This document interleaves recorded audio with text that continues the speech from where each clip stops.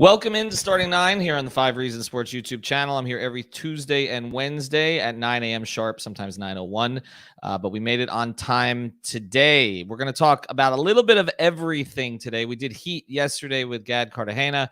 Make sure you check that out. Also, the latest episode of 5 on the Floor did with Greg and Alex last night. We tried to debunk some of the contract myths that are out there on social media about the Miami Heat, particularly as when related to Duncan Robinson and Bam Adebayo, and what their contracts prevent, or in the case of the reality, don't prevent the Heat from doing. So make sure that you check that out. I got a little spirited on the podcast last night. Also, check out the Extra Yard here on this channel.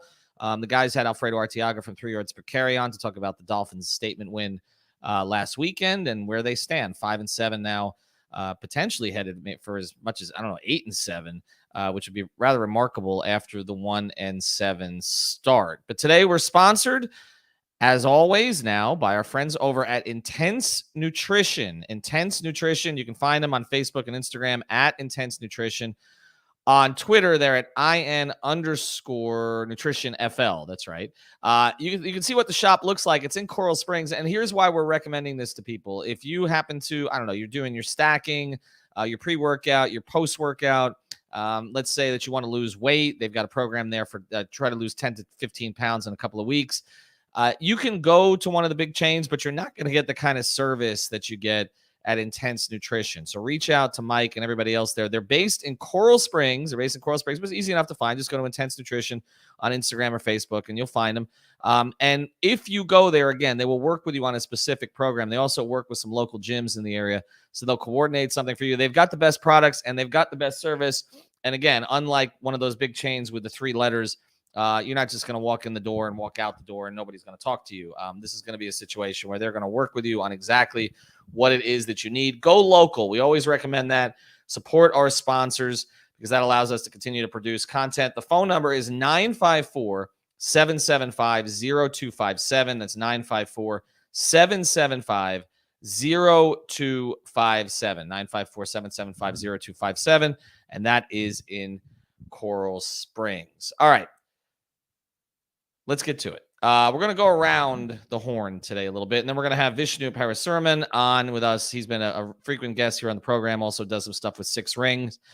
Here, to me, he is the best Canes pure writer that is covering them. When he writes for our website, everybody retweets it because it's like, Vish wrote. And so hopefully he'll write something in the next week. That's just a little bit of a hint that I'll give him before he comes on. But we're going to talk to him about UM's situation. So I will save the UM stuff for Vish's appearance. And we'll get into the latest on AD, on coach. We'll see what happens with Manny. But there's a lot of interest in this right now. But I want to go around the horn to some of the other teams, as I said, because I think what is consistent now through the South Florida sports market is that there's hope everywhere. Now, in some places, the hope is not as strong, and it's kind of colored by past history. And for one of those, I'll point to, say, the Marlins, right? Like, there's some hope that the Marlins are actually serious about trying to compete, that they spent a little money, they made a couple of trades, they added a power hitting outfielder, they added a guy who was in the All-Star game this past year, and that they're trying to make the right kind of moves. But of course, it's colored by recent history, and not just obviously the Jeter history, which really hasn't borne any fruit yet. I mean, let's be honest. They made the playoffs in a COVID shortened year with a 500 record. I mean, we talk about the Heat being a bubble fluke. We don't, but other people do. I mean, that was a very fluky situation. I mean, baseball is a game that needs to be played out through 162 to see who the real contenders are. You didn't get anywhere close to that. And then, the Marlins could have gone on a 15-game losing streak with that team if the season had actually played out. So there really hasn't been a lot to celebrate during the Jeter era. There's been a lot of pitching that's been brought in. Of course, Mike Hill was here. Then Mike Hill is gone. And they had a philosophy about basically trying to take athletes at every position or pick up athletes and see if they project. We've seen that hasn't really played out. I mean, what happened to Monte Harrison, right? I mean, Lewis Brinson, how many years is that project going to go on? They've had trouble with the exception of Jazz Chisholm, who showed obviously a lot of promise last season, even though his average didn't end up where you wanted it to be. They really haven't hit on position players. And then, some of the pitching, Sixto getting hurt last year was obviously a blow. You hope that he comes back at full strength and shows you what he started to show once he came in the previous season. But again, the promise of some of the moves has not been matched by the reality. So, and then you go beyond that. And of course, Marlins fans, those that still exist, are still scarred by the previous era in which, yeah, I mean, pretty much everything went wrong, right? I mean, you go back to, the trade, the Yelich trade again, and what they actually got for that. And some of the trades worked out better than others. The Ozuna trade certainly worked out better with what they got, but we know the history, right? And then it goes even beyond the Lurie era. It goes all the way back to Huizinga and, him selling off the team after the championship. So Marlins fans, in terms of hope, it's hard to generate for the general public. You can get Marlins fans, the hardcore, to get excited, but the general public is like, show me. But at least there's a little something. There was some spending this offseason, and it appears that there's going to be more. And it also appears that they're moving away from projects that didn't work out, which all good organizations ultimately need to do. Okay. All right. Then you look obviously at the Heat. We know that there's promise there, 13-8 through 21 games. I've been interested to sort of follow the Twitter dynamic here because, again, I think this is a macro versus micro situation. The macro is you're happy with this, or you should be. 13-8 with this schedule, you should be happy. They've played 13 road games. They played 8 home games. Of course, they just lost their last home game. But overall, if you looked at the schedule before the season, you would have said 13-8, I'll take it. When you start to dig down on it a little bit from a micro situation, then fans start to get a little irritated about some things that have happened. The loss in Minnesota probably shouldn't have been a loss. The loss in Indiana, game was to overtime, probably should have pulled that one out. The 2 in LA, probably should have won at least one of those 2. You led late in both of them, right? So I think when you look at it individually, you say, okay, this could be better than it is. And then, people start to nitpick about what the actual issue has been. And most people are pointing their fingers at Duncan Robinson. Some at Bam Adebayo, mostly at Duncan Robinson, right? So with the Heat, it's not so much about hope because there's always hope with the Heat. Like this is not like a question of us trying to manufacture it as we had to for years on the Panthers until now when it's real. And on the Marlins, where it feels like I'm manufacturing it by starting the show with them. With the Heat, there's always hope. So it's a question of how much hope. Like, is the hope for them to get to the second round, or is the hope for them to contend for a championship? If you watched any of Golden State Phoenix last night, you see what the Heat are up against. There are some very good teams out there that are playing very well. Phoenix in particular, like they look for real. Now, I know everybody can say, well, until Chris Paul gets hurt, and that's a legitimate thing to say based on his career, and it'll happen at the worst possible time in the playoffs. But that team is really, really well constructed by James Jones and that crew out there. They pretty much can do everything. They can play every style. They can play fast. They can play small. They can play big. They can play slow. They execute down the stretch. They got killers in the mid-range, which is kind of where the game seems to be moving back to now. They can beat you from 3. They've got an elite wing defender in Mikal Bridges. They've got a legitimate big in DeAndre Ayton. Like, they're good. Like, they're really, really good. And are the Heat that good? I don't know, but a lot of things can happen between now and the finals. But there's hope. Okay, then you look at the Panthers, and you see last night why there's hope, right? Like, that team has had a couple of clunkers lately, particularly since the coaching change.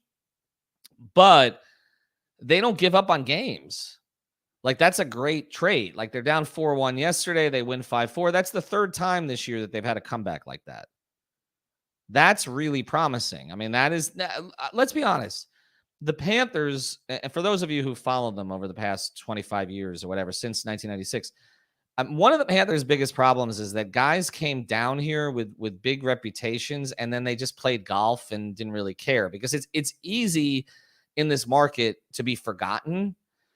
Like, the Panthers are not, it's not like when you're in Toronto or Detroit or Boston or Philly and people actually know who the hockey players are. Like, here, you can slide under the radar. So there haven't been a lot of teams with grit that have been assembled down here.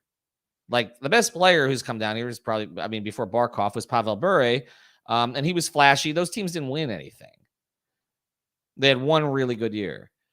So what's different about this team is, like, they're skilled and they're gritty. Like, they don't give up on games. I mean, that's a game last night that any other year they would have given up on, and whatever, we move to the next.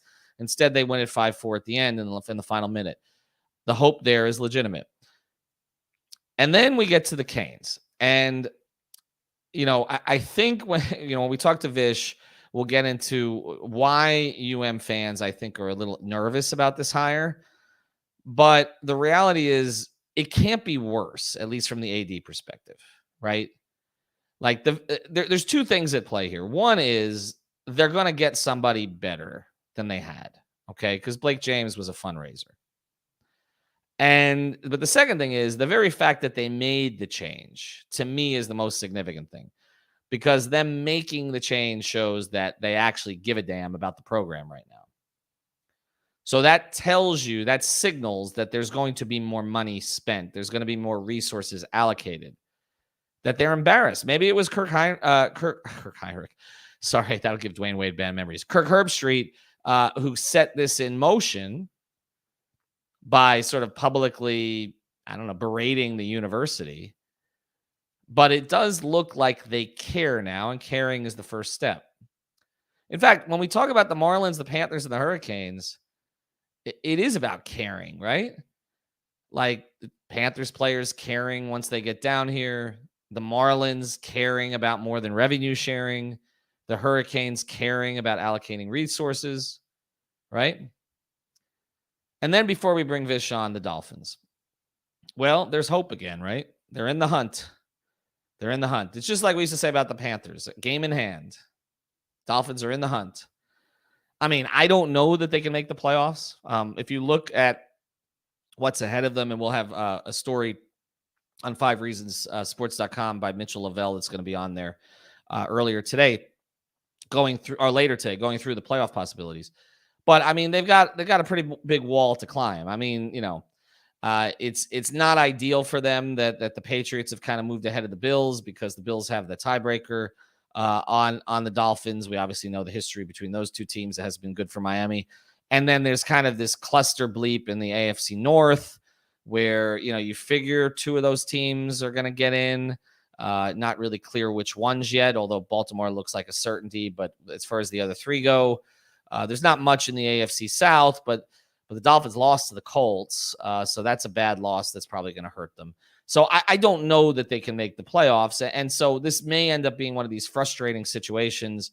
Like I'm going to point back to like Nick Saban's 2005, where they started 3-7, won the last 6, finished 9-7, and missed the playoffs. And then, of course, they got Culpepper instead of Breeze. We know what happened there.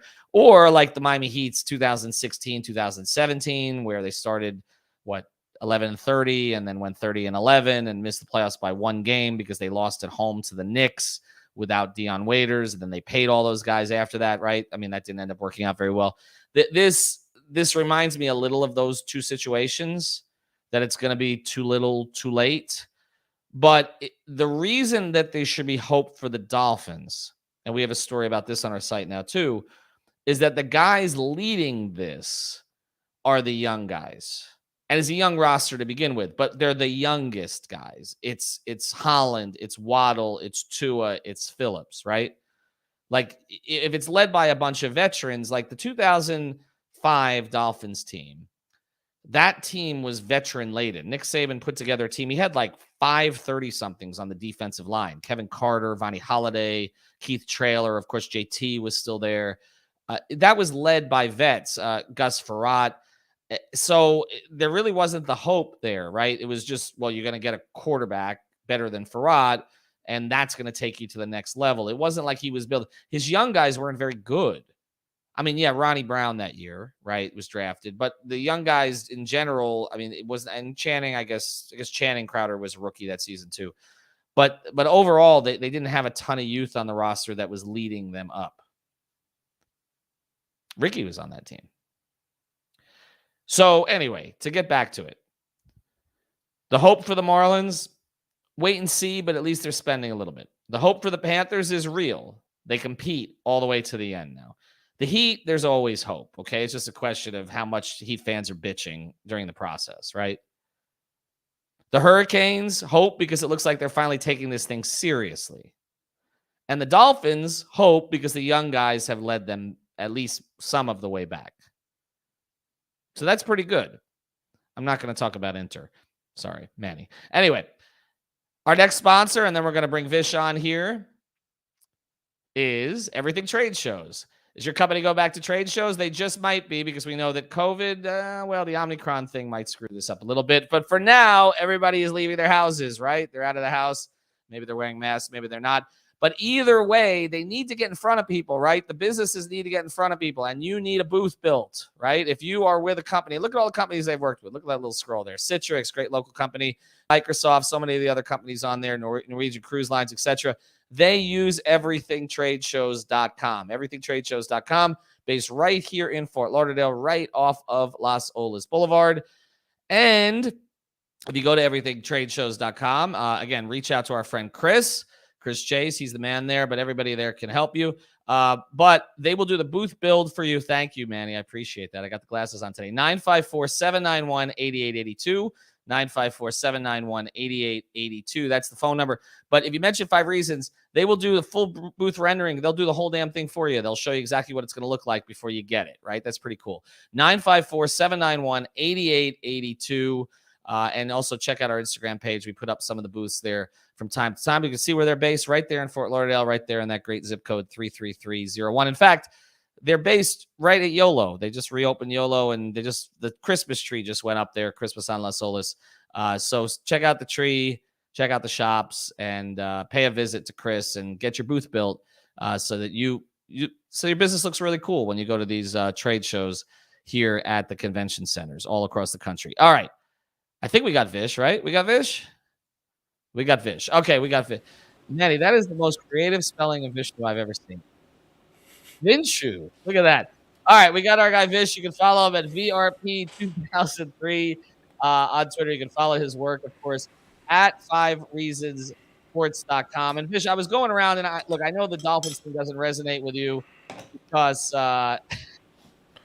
you're a Cowboys fan. So that's a topic for another day. Thank you, Holman. The only hope for Inter is Chris Henderson. But again, your focus is more on the Canes. And the point that I'm making is that all of these teams in the market, they're trying to sell hope one way or the other. But the only way that the Canes could sell hope to their fans at this stage was by showing that they give a bleep, right? Like that the administration cares, that they weren't just going to let this thing go forever. So before we get into who the replacements will be and all the talk about Gino or Alonzo or all the others that are coming up right now, the very fact that they got rid of Blake during the season to start the process, that has given you some hope. Yeah, definitely. I mean, obviously football is the flagship and what drives everything, but the whole athletic department is underperforming hugely. The baseball program is actually historically a blue blood, much more so than the football. Yes. They've been terrible by their standards. Basketball is a complete disaster. So it's, to me, just replacing the football coach and certainly allowing that athletic director to hire another one after the way this hiring went no one had confidence in his ability to actually correctly replace Manny Diaz. So him going is a sign that is definitely a positive sign overall. That and also that they're realizing that the entire athletics program is underperforming. So let's start with the athletic director decision before we get into the coaching decision, because I would assume, and I guess I can't assume anything because both the Dolphins and Canes have screwed this up in recent years, but I would assume that a new athletic director would be empowered to make the decision on Manny Diaz, correct? So like this, I mean, while Manny's twisting in the wind right now, like this has to happen soon. Yeah, I would say I honestly don't know what's going on right now. It's a farcical situation with him out there recruiting and then telling people, I don't know if I'm about to be fired. Right. I mean, this is, and that's the position they've put. This is not on Manny Diaz. That's the position they put him in. Mm-hmm. I saw yesterday people are saying, how come he's giving offers out to kids right now? I was like, he's got to do his job. You haven't fired him. Like, he's got to prepare as if he's going to be here. Well, then you want him to stop recruiting for like 2 weeks and then find out he's still here and try to crank it back up? He's not going to be able to do that. So I honestly think they should have fired him right after the Duke game, moved on. If you fired the athletic director really for hiring him, I don't understand why he's still here. But while he's here, he's got to do his job. But it has created this big, like you said, not just twisting. It's a farce. Yeah. We don't know who the athletic director is. We have a coach who is he being fired? Is he not being fired? There's like 100 leaks every day. Oh, he's definitely gone. 5 minutes later, oh, he's definitely staying, which is showing the dysfunction coming out of the athletic department right now. It's a big mess, and if they could have just ripped that Band-Aid off and fired him, and it would have depressurized the whole thing. So, all right. So, what are they waiting for on the AD side? Because they hire this firm. There's reports that the firm doesn't want them to interview certain people. Then there, of course, there's this question of whether you have to bring in a football guy, which I guess would put Toretta and Highsmith as the two leading candidates, if that's the case. Like, what do they need, and what are they waiting for? I guess. So I think there is. I think there's frankly still infighting. There's been a lot of reports of new money coming in, which is frankly replacing some of the old money that's used to making the football decisions. And I think that that dysfunction, the contradictory leaks, all that stuff, I think is frankly infighting leaking out into the public. And then I think just on a more basic level, we've talked about maybe Zoe's director of football. What does that look like in structure? And then then who's the AD if that happens, right? Or are we talking about Zoe or Gino as the AD? Do they want to go that non-traditional route? Now both Zoe and Gino, it should be pointed out, have executive experience. Yes. And so this is not just like plucking a football player off the street and being like you're running an athletic department. So while it's non-traditional in that they haven't worked in college athletics in an administrative position, these are people that are qualified to run large organizations. So I think that needs to be said. This is not just let's get a football player in there to placate people. But that's also going to cause concern. Maybe we need the New Mexico athletic directors from Miami, went to UF, worked in LSU's got a really good reputation. They interviewed him as well. So that would be more of your kind of traditional hire. And then I think they're trying to figure out, do we go the more traditional route? Do we go with maybe, like you said, one of the ex-players, or maybe try to do a combination thing? So I think they're trying to kind of navigate all of that, and it's taking a little bit of time. But I also don't know that they effectively used the 2 weeks they had before the season ended. Like, all this stuff should have happened already. Like, there was no reason to wait for the season. It seems like it cranked up in the last few days. This thing should have been locked in before. They should have announced the athletic director before the Duke game. Like, there was ample time to do this already. So, all right. So let's go through the scenarios from the coaching side.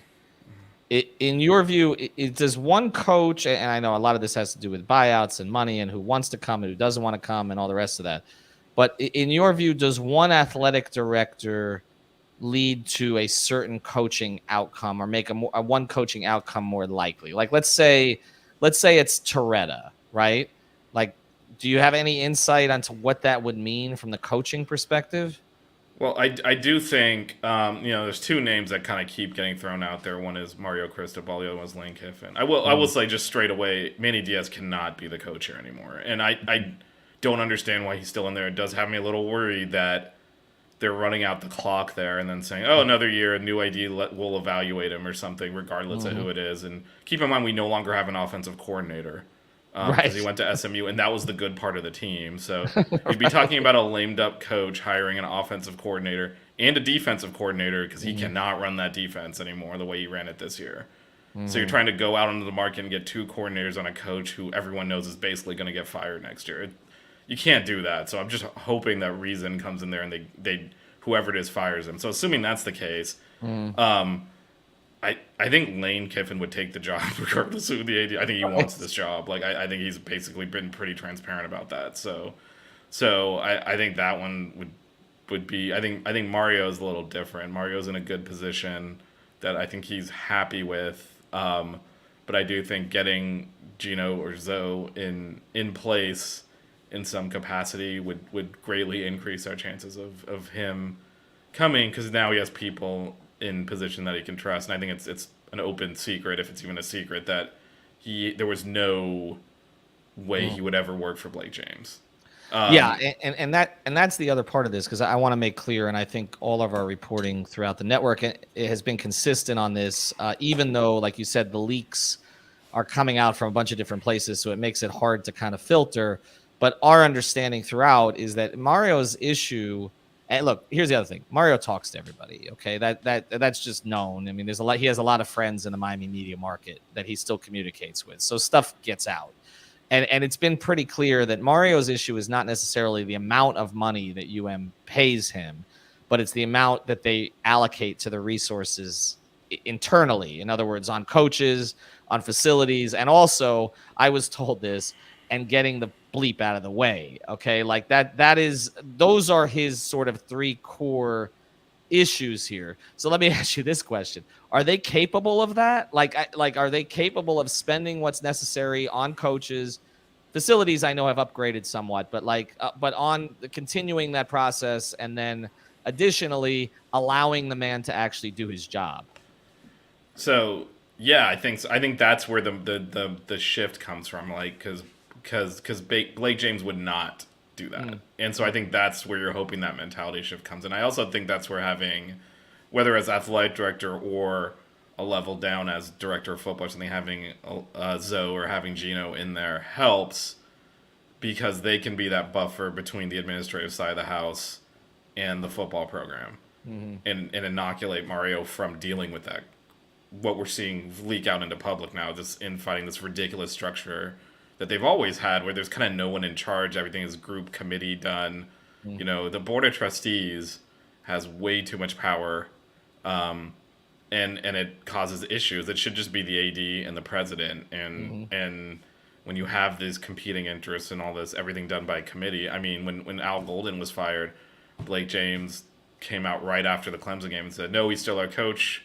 We're going to Duke." And then the next day had to fire him when the board of trustees is like, "No, he's not." Right. And that's dysfunction, right? I mean, this is what. So I think he's basically like, all that stuff needs to stop. Now, can they keep the dysfunction away entirely? Probably not, frankly, because that's how look how they're behaving now, right? All of these leaks are ridiculous. No, I know there are respected people. I mean, people I'm friends with in media who I've talked to over the past 48 hours who are absolutely convinced about their reports. Like, I mean, like, I trust them, like they believe them, but it's just that everybody is leaking something different at this stage, right? So, I mean, that's right. And these are all people, because of the way UM's always run decentralized. These are all people that would be in a position to know and be plugged in the past. Yes. So that's why they should have confidence in it. Like, this is someone that's information's always spot on, and I can get multiple of them, so I can get multiple people to say, yes, that's accurate. Right. Right. Is it actually? I don't know, because then someone else is saying the other thing who's also in a position to know. And you get this weird and this is what happens when you don't have that power in the athletic director, and this is Blake James was I've called him this openly before, so I'll just say it again, was a puppet. And so this is how things have been run, and that's frankly why everything stinks. because there's no accountability anywhere when you have a decentralized committee trying to run everything. And so if we can get a good AD, whether that's one of the football players or not, and that can create that buffer, and everyone knows, okay, the buck stops with this guy. You guys are all do not meddle in this stuff. That'll be a huge leap forward for the program and allow, Mario to then operate the way he wants. I think in terms of the money aspect, like, UM has always had money. Right. And it's always been a willingness to spend it. Correct. They are fat with ACC money. Correct. And they do not spend it. Like, they're not a poor school. They claim poverty. It's crap. It's a priorities issue. It was never a money issue. They have made a conscious decision to keep costs low, because the revenues come in from the ACC anyway, and you keep the costs low, you make your profits higher. Whereas if you invest, pay more for coaches, pay more for facilities, if you win, you will then increase your revenue to the point that becomes more profitable than what they're doing now, but it's more risky. Just say it, Vish. Just say this: scared money don't make money. Exactly. Exactly. But that's not actually the case here entirely, because they are making money, because the ACC gives them money when they stink. Right. So, scared money makes money, but you lose games. One of the interesting things that's going to happen this year is, because no ACC team is in the playoff, we're going to lose money. Because what's been happening every year is Clemson's in the playoff, another ACC team goes to the Orange Bowl, and you get double major bowl revenue because the ACC does equitable split regardless of how good the Mm, programs are. right. And Which so is we've been yeah, which is part of the problem. We don't have to be good to get the money in. well, I mean, I talked about the Marlins earlier. The reality is the same has been true for them. There's been no reason to spend because Major League Baseball rewards the teams that don't spend by sending the revenue sharing back to them. So it's like, I mean, what is the compulsion to spend? Like, there's nothing. I mean, and so I think we've been So in that there, stage. but yeah, I think the difference here is there is untapped revenue. Yes, And but they're just not willing to risk that revenue, like risk putting the money in to hit that point. mm-hmm. Because if it goes wrong, like you could bring in Mario and you could stink, and then you've spent all this money and you still Right, stink, and now you've lost profit. But that's right, not the way to compete. If you're gonna right. compete, you gotta spend money. So hopefully, all of this represents a priority change in that. And asking about Eddie Nunez, I mean, Mm. I've heard what everyone else has that he's had done a couple interviews, so he's certainly one of their leading candidates. I will say one of his big strengths at LSU, which everyone still talks about, is his ability to fundraise. We talk about Mm. financials Mm. and bringing money in. He is excellent at that. He's got a lot of connections in college athletics and with the NCAA, so he's definitely a good from that standpoint. He also seems like just the little that I know about him, and I think the same is true as of Highsmith and Toretta for different reasons.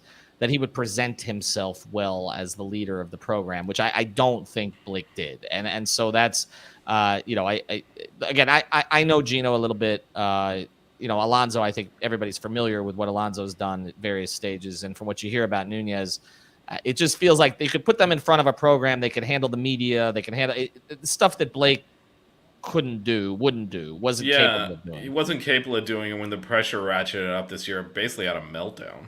Yeah, he had a meltdown for the Kirk Herbstreit thing. Essentially, Yeah, he had that's he had a couple of meltdowns. He went on ACC Network and did some ridiculous interview, and then the day before the NC State game, he picked a couple of friendly reporters mm, and took softballs where he basically sold Manny Diaz out. Whatever you think about Manny Diaz, like what is right, the athletic director doing there? right. Like, I mean, he kind of yeah, he couldn't handle it No. clearly. I got one more question for you before we do. Want Sure. to mention a promotion we're doing with BetUS. BetUS.com is our official betting partner here at the Five Reasons Sports Network. If you use the code word five, you will get a bonus. We've told you about that. But here's the biggest thing. We're going to give you a t-shirt too. If all you got to do is screenshot your deposit, your initial deposit using the code 5, screenshot it, DM it to me at 5 Reasons Sports, which I'm assuming you may follow already. If I don't follow you yet, don't worry, I'll find it and I'll follow you back. But send me the screenshot and we'll send you a shirt of your choice from the 5 Reasons Sports library that we've got there on the website. So go to betus.com, use that code FIVE. Final question for you, just to pivot real quick. You mentioned the basketball program. I think when Coach L came in, obviously he did a lot of good things. There's a lot of hope. I think people like him. But, I mean, for a variety of reasons, injuries, NCAA, etc. And I know you follow that program probably as close as anybody does. Is he going to sort of, I guess, I sort of feel like we're headed towards a situation where Coach L just sort of quietly, thank you for your time, steps aside here at the end of this season. Yeah, Do you think that's possible? I would be surprised if we don't get a retirement announcement in the middle of the season that this is his last season. This team is a disaster, and I know they had the FBI thing, which probably broke Yeah. the momentum, but that shot that Loyola hit at the buzzer like 5 years ago in the NCAA tournament was the last time this program had a pulse, Yeah. and they are pretty awful this year if you watch them play. And Alabama's a great team, but just got blown off the court on Sunday. And they're playing again tonight at Penn State. Penn State's not very good, but there's no confidence they're going to be able to win that. They have an ACC game this week against Clemson. Yeah. It's just you could see this going, and already 3 losses. Like this could really go bad quickly. And then again, new AD. I think the respectful thing to do would be just give him the opportunity to, gracefully announce his retirement, so he can do a little bit of a farewell thing for him. Because like you say, he's done a lot of great for the program, but these last few years have been rough. But if he sticks to his guns, I don't think you have any choice but to mutually agreed to part ways. Well, With. I remember the early glory days here when you had Dwayne and LeBron showing up at games because it was kind of the Yeah, place no, to be. he's definitely done a lot of great things for the program, and I wouldn't have a problem like putting his name on the court, all sorts of things to on. Although probably should be Katie Meyer, given that leads, she's blowing away all of our records. But well, that's a whole other thing if we're gonna put someone's name on there. But no, he's done a lot of great things for the program, but I think it's time now. And he's actually still recruiting okay, but the team just awful. Well, they usually they can't get more than 7 guys active at any one time, which has been kind of a problem. All right, follow Vish at VRP 2003, or as Manny called him, Vinshu. He's our wizard, as Manny says. All right, thanks to Manny Chang for producing. Thanks to our sponsors, Intense Nutrition in Coral Springs, BetUS. Take that screenshot, send it to me, DM it to me, and of course, everythingtradeshows.com. Check out the latest 5 on the floor. We'll talk to you on this show next Tuesday.